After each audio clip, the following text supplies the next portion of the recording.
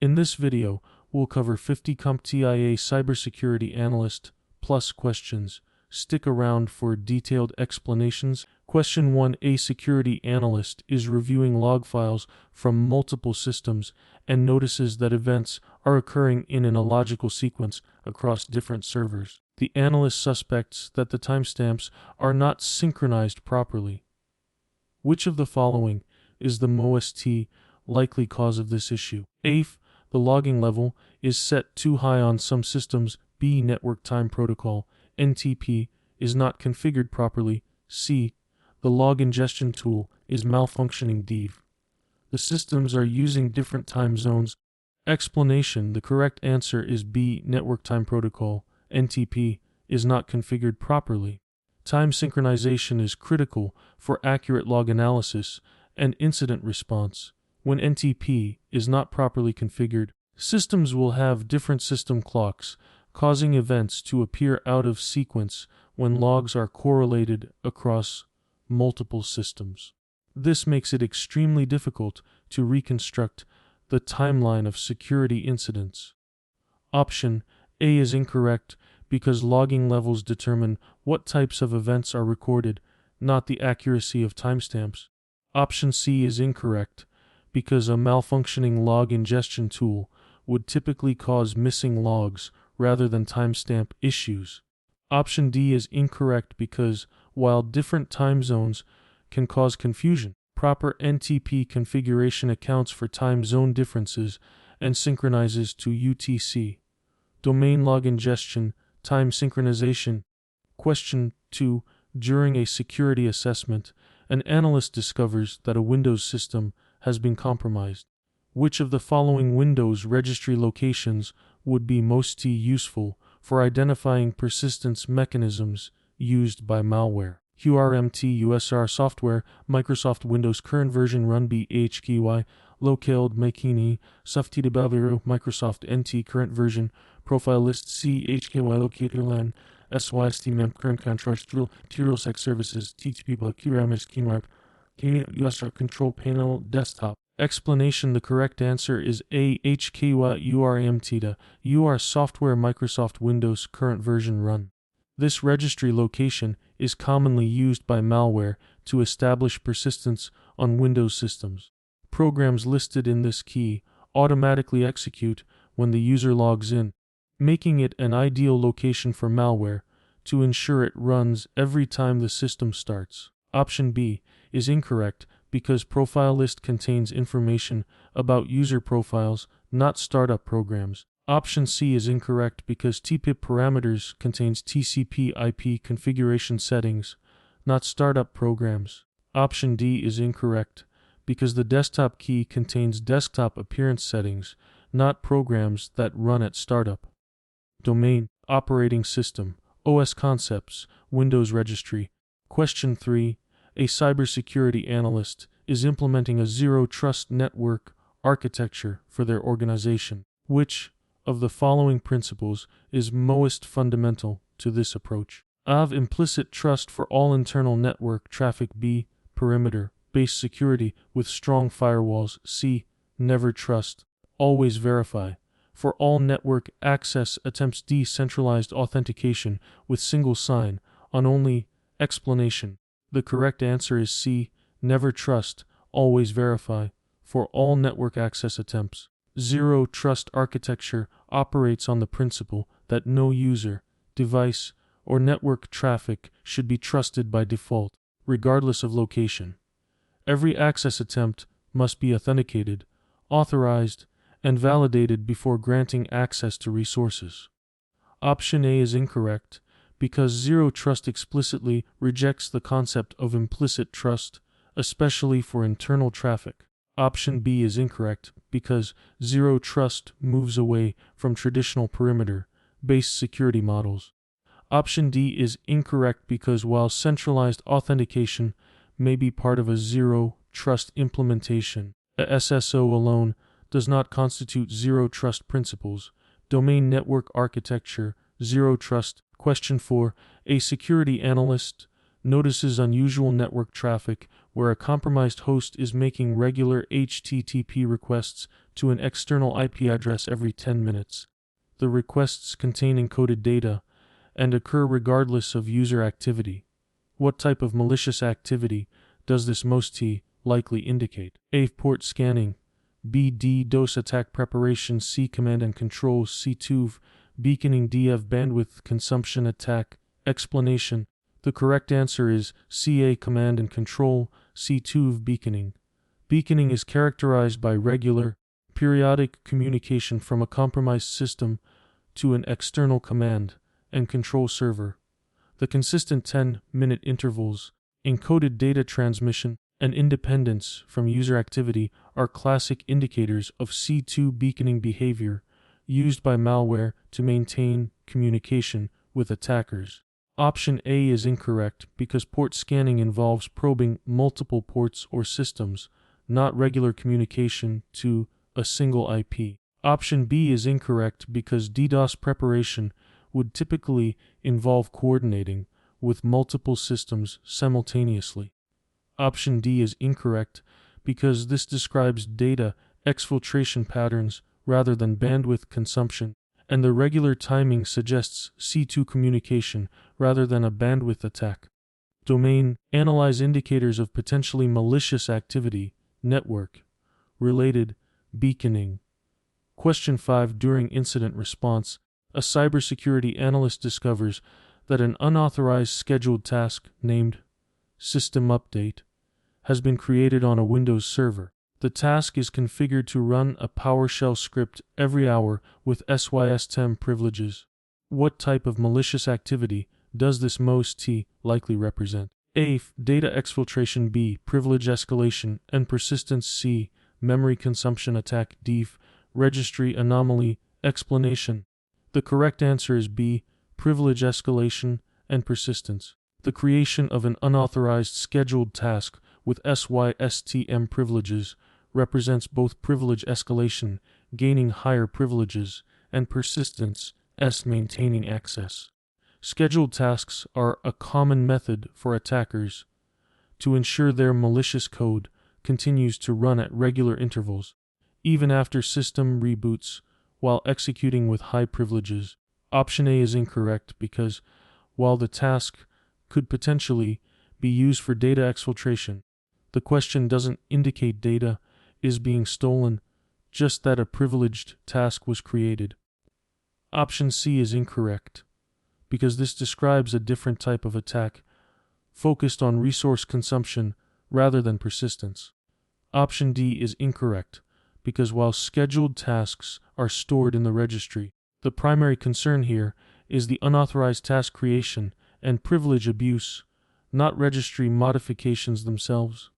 Domain: analyze indicators of potentially malicious activity. Host: related, unauthorized scheduled tasks, unauthorized privileges. Question 6. A security analyst is configuring a SIEM system and needs to ensure that all collected logs have consistent severity classifications. Which of the following logging levels would be most appropriate for recording failed authentication attempts? A. Debug. B. Info. C. Warning. D. Critical. Explanation. The correct answer is C. Warning. Failed authentication attempts represent potential security concerns that should be monitored and investigated, but they are not necessarily critical system failures. Warning level is appropriate for events that indicate potential problems or security issues that require attention but don't immediately impact system functionality. Option A is incorrect because debug level is used for detailed diagnostic information during troubleshooting, not security events. Option B is incorrect because info level is for general informational messages that don't indicate problems in life. Option D is incorrect because critical level is reserved for severe errors that cause system failure or immediate security breaches, not individual failed login attempts. Domain: log ingestion, logging levels.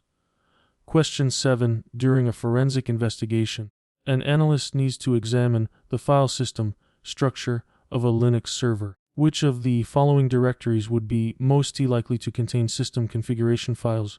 A. Day home, B. etc var, D. Day temp AA. Explanation. The correct answer is B. CySA. The CySA directory in Linux systems is specifically designated for system configuration files. This includes network configuration, user account information, service configuration, and other critical system settings that administrators need to modify to configure the system properly. Option A is incorrect because Azure Home contains user home directories and personal files, not system configuration files. Option C is incorrect because var contains variable data like logs, mail, and temporary files, but not primary configuration files. Option D is incorrect because the temp is used for temporary files that are typically deleted on reboot. Domain, operating system, OS concepts, file structure, ASI configuration file locations. Question 8. A company is migrating their applications to a serverless architecture. From a cybersecurity perspective, which of the following is the primary security benefit of this approach? A. Elimination of all security vulnerabilities. B. Reduced attack surface due to no server management. C. Automatic encryption of all data. D. Built-in DDoS protection. Explanation. The correct answer is B. Reduced attack surface due to no server management.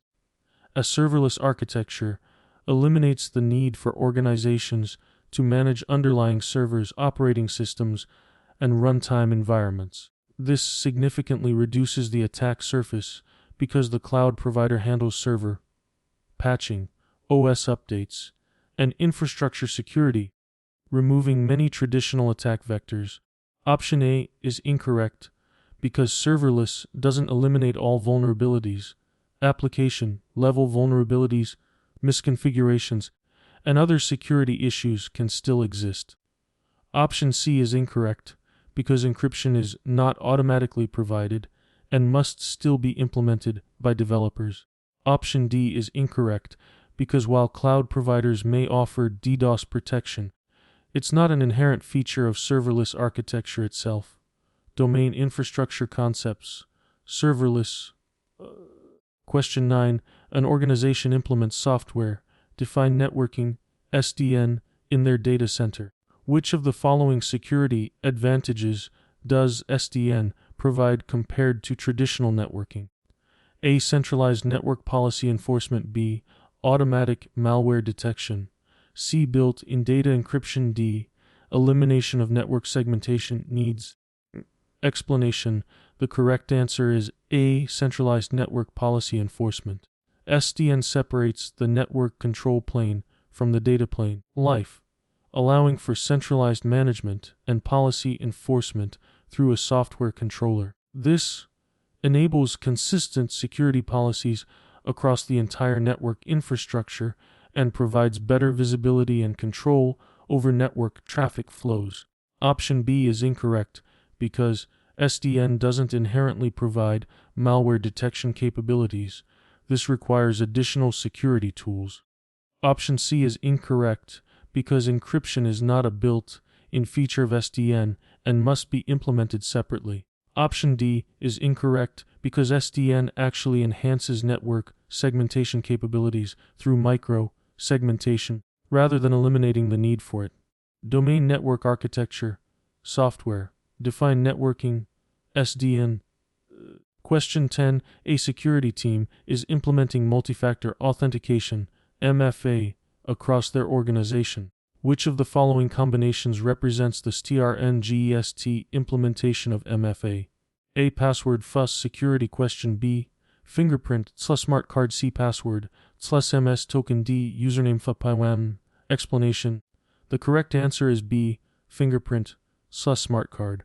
This combination uses two different authentication factors, something you are, a fingerprint biometric, and something you have, a smart card. This provides strong security because compromising both factors simultaneously is extremely difficult for an attacker.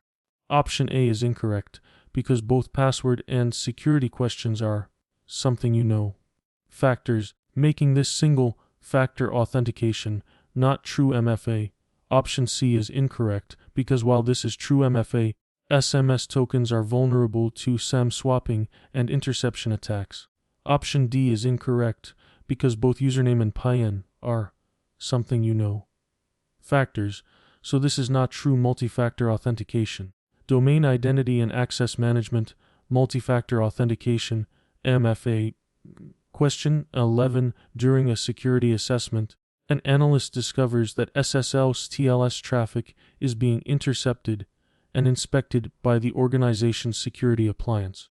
What is this security technique commonly called? A. SSL TLS termination. B. SSL TLS inspection. C. A certificate pinning. D. Perfect forward secrecy.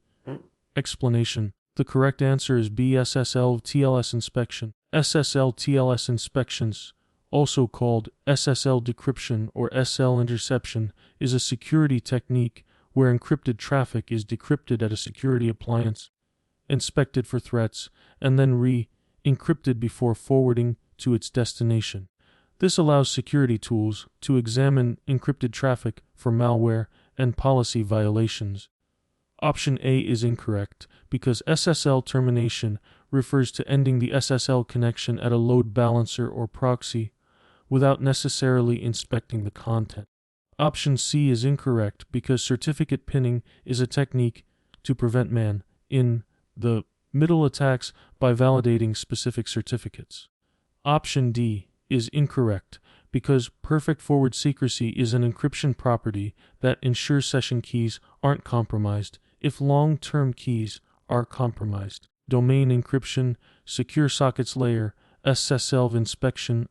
Question 12. A data loss prevention DLP system has flagged an email containing what appears to be credit card numbers. Which of the following data types is the DLP system most likely detecting? A. Personally identifiable information, PAB cardholder data, CHD. C. Protected health information, PHID. A. Intellectual property, IP. As explanation, the correct answer is B. Cardholder data, CHD. Credit card numbers are specifically classified as cardholder data under the Payment Card Industry Data Security Standards, PCI DSS. CHD includes the primary account numbers, PAN, cardholder name, expiration date, and service code. DLP systems are commonly configured to detect and prevent unauthorized transmission of CHD. Option A is incorrect, because while credit card numbers could be considered PI in a broad sense, the more specific and accurate classification for credit card data is CHD. Option C is incorrect, because PHI refers to health-related information protected under APA. Option D is incorrect, because credit card numbers are not typically considered intellectual property. Domain sensitive data protection cardholder data, CHD. Question 13. A network administrator notices unusual traffic patterns where multiple internal hosts are simultaneously communicating with the same external IP address using non-standard ports. What type of potentially malicious activity does this most likely indicate? A. Bandwidth consumption. B. Distributed denial of service, DDoS attack. C. Botnet command and control activity. D. Port scanning. Explanation. The correct answer is C. Botnet command and control activity. When multiple internal hosts simultaneously communicate with the same external IP using non-standard ports, this is a classic indicator of botnet activity. Infected machines, bots, typically receive commands from a central command and control server, resulting in this synchronized communication pattern. Option A is incorrect, because bandwidth consumption attacks would typically involve high-volume traffic, not necessarily synchronized communication to a single IP. Option B is incorrect, because this describes outbound traffic from the organization, not an incoming DDoS attack. Option D is incorrect, because port scanning involves probing multiple ports on target systems, not multiple systems communicating with a single external host. Domain analyze indicators of potentially malicious activity, network-related irregular peer, to peer communication. Question 14. During system monitoring, a security analyst observes that a critical server's CPU utilization has suddenly spiked to 100% and remains consistently high without any scheduled processes running. Which type of potentially malicious activity should the analyst investigate? T. A. Memory consumption attack. B. Cryptojacking or cryptocurrency mining. C. Data exfiltration. D. Privilege escalation. Explanation. The correct answer is B. Cryptojacking or cryptocurrency mining. Sudden, sustained high CPU utilization without legitimate processes is a classic indicator of cryptojacking, where malware uses system resources to mine cryptocurrency. This type of malware is designed to maximize CPU usage to generate cryptocurrency for attackers while trying to remain undetected. Option A is incorrect because memory consumption attacks would primarily affect RAM usage, not necessarily CPU. Option C is incorrect because data exfiltration typically doesn't cause sustained high CPU usage unless the data is being compressed or encrypted. Option D is incorrect because privilege escalation is usually a brief process that doesn't cause sustained CPU spikes. Domain. Analyze indicators of potentially malicious activity, host, related, processor consumption. Question 15. A security analyst discovers that a web application is generating unexpected error messages and producing output that doesn't match normal application behavior. Which application-related indicator of potentially malicious activity is this must-see likely representing? A. Service interruption. B.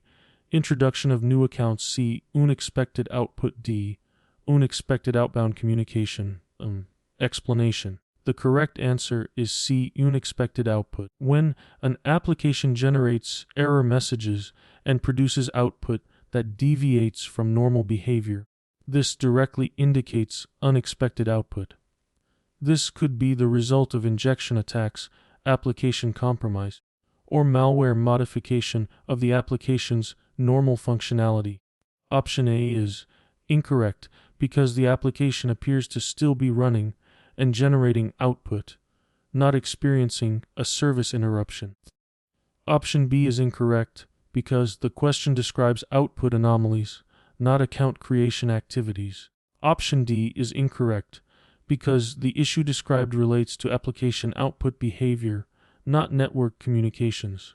Domain. Analyze indicators of potentially malicious activity, application, related, unexpected output. Great job working through these 15 CySA+ practice questions. If this helped you study, go ahead and like the video, subscribe, and hit the bell so you won't miss the next set of questions. You can replay any tricky parts or check the timestamps to review. Thanks for watching, and I'll see you in the next video as we keep building your cybersecurity skills.